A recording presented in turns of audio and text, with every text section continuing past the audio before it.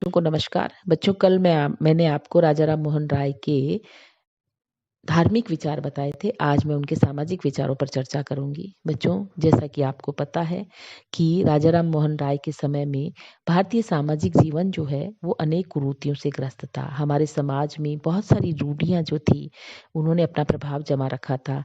स्त्री जाति को बहुत ही हीन भाव से देखा जाता था। पाश्चात्य देशों में संपर्क स्थापित करना अनुचित समझा जाता था कि अगर समुद्र पार करके आप दूसरे देश में जा रहे हो तो ये भी बहुत अनुचित है, ये घृणित है।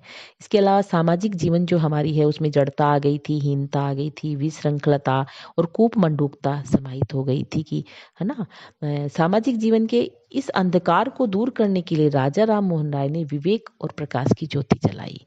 इन्होंने जनता को जागृत करने की कोशिश की। इन्होंने धार्मिक जो हमारे यहाँ रूढ़ियाँ थी, परंपराएं थी, उनका विरोध करने की हिम्मत जनता में जुटाने की कोशिश की, उनको जागृत करने की कोशिश की। उन्होंने समाज के लिए भी बहुत सारे सुधार किए। उनके अगर हम इस सामाजिक जीवन के योगदान की बात करते हैं तो सबसे पहले हम ये कहेंगे कि उन्होंने सती प्रथा के लिए इनका विरोध भी किया और साथ में कानून भी बनवाया। ये बहुत महत्वपूर्ण बात ये है कि हमने ये देखा कि 1811 में जब उनके भाई जगमोहन की मृत्यु हुई तो उनकी भाभी को उनकी इच्छा के विरुद्ध उनको बल प्रयोग द्वारा सती बना दिया गया। ये ऐसी घटना थी जिन्होंने इनको अंदर तक हिला दिया था। तो इन्होंने उसी समय सोच लिया था कि मैं कुछ भी हो जाए लेकिन मैं सती प्रथा को समाप्त करने की शपथ लेता हूं। और इन्होंने सबसे 1818 में सती प्रथा के उन्मूलन के लिए एक बहुत बड़ा आंदोलन प्रारंभ कर दिया और 1829 में उन्होंने इस संबंध में एक पुस्तक भी लिखी। और उसी के प्रचार और आंदोलन के फलस्वरूप तत्कालीन जो गवर्नर थे Lord William Bentinck, William Bentinck ने विनियम 17 के अंतर्गत सती प्रथा को अवैध घोषित कर दिया। और श्रीमती फ्रांसिस मार्टिन ने बंगाल हरकारा नामक समाचार पत्र में लिखा कि महान हिंदू दार्शनिक राजा राम मोहन राय की विशेष सहायता के बिना शायद कभी भी अंग्रेज सरकार के लिए कानूनन सती प्रथा रद्द करना संभव भी नहीं होता। इसका मतलब ये हुआ कि राजा राम मोहन राय ने सती प्रथा का विरोध करके और कानून बनाने में अपनी महती भूमिका अदा की। इसके अलावा उन्होंने परंपरावादिता का भी विरोध किया। उन्होंने कहा कि हमारा जो सामाजिक चिंतन है उसका जो सबसे प्रमुख जो अंग है वो परंपरावादिता का विरोध। परंपरा का मतलब हम इसलिए किसी चीज का हम अनुसरण करते जा रहे हैं क्योंकि हमारी पिछली पीढ़ियों ने की है, हमारे बड़कों ने किया है ये सब, इसलिए हम उसका अनुसरण कर रहे हैं। हम किसी चीज में दिमाग नहीं लगाते, बुद्धि नहीं लगाते। तो इन्होंने ये कहा कि सामाजिक जीवन के अंतर्गत किसी स्थिति को न तो इस कारण से श्रेष्ठ समझा जा सकता है कि वह लंबे समय से चली आ रही है और नहीं इस कारण से श्रेष्ठ समझा जाना चाहिए कि पश्चिमी देशों में ऐसा होता है या हमारे देश में ऐसा होता है। हमें अपने ही देश के अतीत या पश्चिम किसी का भी अंधानुकरण करने की आवश्यकता नहीं है। सामाजिक जीवन में हमें आज की परिस्थितियों को ध्यान में रखते हुए विवेक संगत कार्य या मार्ग अपनाना चाहिए। इसके अलावा ये नारी स्वातंत्र के प्रबल समर्थक थे, नारी अधिकारों के समर्थक थे, नारी शिक्षा के समर्थक थे, नारी उद्धार के समर्थक थे। उद्धार का तो आपको मेरे ख्याल से सती प्रथा से ही समझ में आ गया होगा।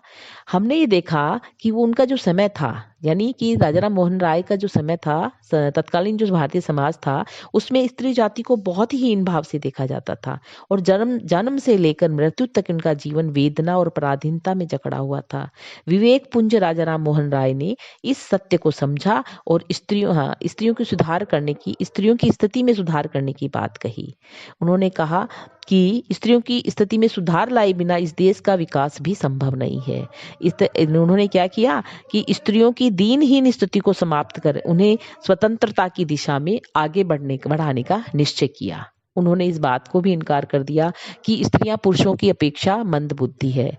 भारतीय इतिहास से उदाहरण देकर उन्होंने सिद्ध कर दिया कि लीलावती, भानुमति, कर्नाट राजा कर्णट राजा कालिदास की पत्नी तथा मैत्रेयी आदि नारियां जो है, गार्गी आदि नारियां प्रतिभा, विद्या और ज्ञान की साकार मूर्ति थी। उन्होंने साफ कह दिया कि यदि पुरुष और स्त्री दोनों के चरित्र का मूल्यांकन किया जाए तुलनात्मक, तो आसानी से ये पता चल जाएगा कि स्त्रियां पुरुषों की अपेक्षा ज्यादा ईमानदार होती है, ज्यादा चरित्रवान होती है। और अपनी इस विवेचना के आधार पर राजा राम मोहन राय नारी स्वतंत्रता की न्याय संगतता का भी प्रतिपादन करते हैं। राजा राम मोहन राय के समय में हिंदू स्त्रियों को अपने पति की संपत्ति में कोई भी अधिकार प्राप्त नहीं था।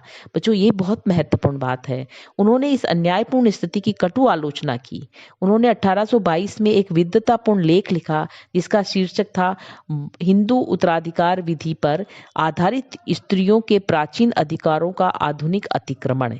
इस लेख में उन्होंने याज्ञवल्क्य, नारद, कात्यायन, विष्णु, बृहस्पति और व्यास आदि विद्वान धर्मशास्त्रियों को उद्धृत करते हुए बताया कि प्राचीन धर्मशास्त्रियों के अनुसार पति द्वारा छोड़ी हुई संपत्ति में स्त्री को अपने पुत्र के बराबर भाग मिलता था और पुत्री को 1/4। राजा राम मोहन राय ने बहुपत्नी प्रथा के विरुद्ध भी आवाज उठाई। उन्होंने कहा कि ऐसी वैधानिक व्यवस्था की आवश्यकता है कि कोई भी हिंदू पुरुष एक मजिस्ट्रेट से लाइसेंस लिए बिना अपनी पहली पत्नी के जीवन काल में दूसरा विवाह नहीं कर सकता। राजा राम मोहन राय का एक सपना था कि बाल विधवाएं पुनर्विवाह करें और प्रौढ़ विधवाएं आत्मसम्मान का जीवन व्यतीत करने के लिए शिक्षित की जाए। उन्होंने कहा कि कट्टर हिंदुओं को चाहिए कि वे शैव विवाहों को भी वही मान्यता दे जो वैदिक विवाहों को प्राप्त है। अगर उनकी सलाह मानी जाती तो विधवा विवाह, अंतरजातीय विवाह, यौनारंभ के उपरांत विवाह आदि हिंदू समाज में मान्य होते। राजा राम मोहन राय ने लड़कियों और स्त्रियों की शिक्षा पर भी बच्चों बहुत जोर दिया, बल दिया। उन्हें इसे भारतीय समाज की सबसे बड़ी आवश्यकता बताया। नारी समाज के प्रति सम्मान उनके स्वभाव का एक अनिवार्य अंग थी और उन्होंने सामाजिक जीवन में स्त्रियों को पुरुषों के समान स्तर प्रदान करने के पक्षकार थे। ये सती प्रथा के विरुद्ध उनके द्वारा किया गया आंदोलन नारी जाति के प्रति उनमें उनके भारी सम्मान का ही प्रतीक है। आधुनिक भारत के वे पहले व्यक्ति थे जिन्होंने स्त्रियों की पराधीनता के विरुद्ध विद्रोह और स्त्रियों के अधिकारों का समर्थन किया। इसके अलावा जाति प्रथा और जातिगत संकीर्णताएं जो थी उनका भी उन्होंने विरोध किया।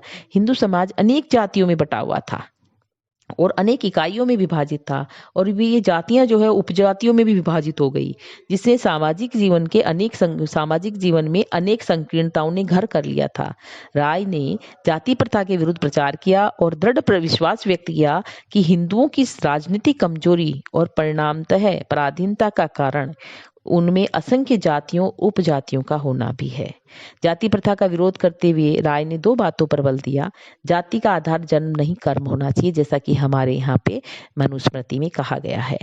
इसके अलावा किसी व्यक्ति को जाति के आधार पर श्रेष्ठ और है नहीं माना जा सकता है। उसे उसकी उपलब्धियों और गुणों और मान्यताओं के आधार पर ही श्रेष्ठ माना जा सकता है, क्योंकि व्यक्ति को जाति के आधार पर श्रेष्ठ और हे मानेंगे तो उनके गुण क्या है, वो न्यून हो जाएंगे।